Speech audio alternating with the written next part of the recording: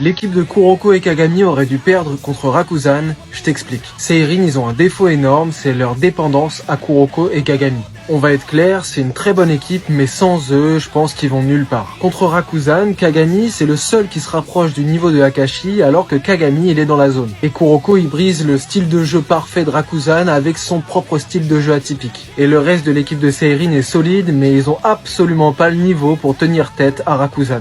C'est simple, le reste de l'équipe, il joue un rôle de soutien, mais ça les rend super vulnérables.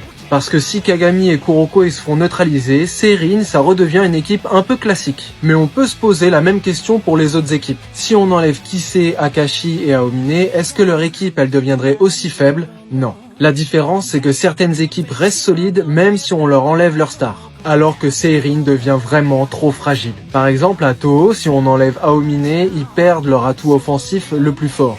Mais il leur reste un meneur qui est ultra stratège et un pivot qui a quand même un niveau très respectable.